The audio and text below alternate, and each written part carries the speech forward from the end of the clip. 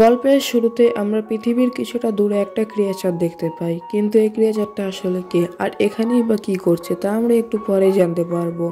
আসলে সালটা তখন 3000 সাল। পৃথিবী অনেক উন্নত হয়ে গিয়েছে। পৃথিবীতে তখন মানুষ এবং এলিয়েন মিলেমিশে বসবাস করত। পৃথিবীতে যেমন ভালো এলিয়েন ছিল, তেমনই একটি খারাপ এলিয়েন ছিল যার নাম ডেভিল। সে হঠাৎ করে বন্দিদশা থেকে মুক্ত পেয়ে যায় এবং সে এই ক্রিয়েচারটি তৈরি করে।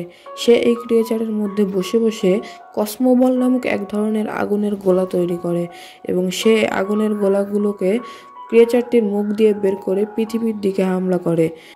এই কসমোবলগুলো যখন পৃথিবীর মধ্যে ঢুকে যাচ্ছিল, তখন কিছু পাওয়ারফুল এলিয়েন ও মানুষ এই কসমোবলগুলোকে লাথি মেরে ধ্বংস করে যায়। যেহেতু পৃথিবী তখন অনেক উন্নত হয়ে গিয়েছিল, তাই পৃথিবীতে এমন কিছু পাওয়ারফুল এলিয়েন মানুষরা ছিল যাদের কাছে এই বলগুলো ধ্বংস করা কোনো ব্যাপারই ছিল না।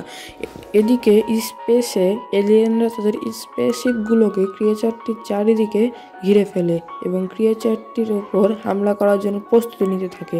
আর এই সব কিছুই ক্রিয়েচারটির মধ্যে বসে বসে ডেভিল দেখছিল। এলিয়েনরা তখনই তাদের স্পেসশিপগুলো থেকে লেজার রশ্মি নিক্ষেপ করে, কিন্তু এই লেজার রশ্মি ক্রিয়েচারটির কিছুই করতে পারে না।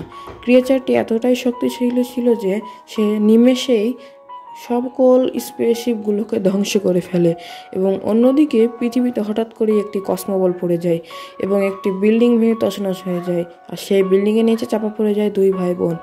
কিন্তু দুর্ভাগ্যবশত ঠিক তখনই আবার তাদের দিকে একটি কসমোবল ধেয়ে আসতে থাকে আর সব কিছু তছনছ করে দিয়ে চলে যায়। তারপরে কি হয়েছিল জানতে আমাদের চ্যানেলটি সাবস্ক্রাইব করে আমাদের পাশেই থাকুন।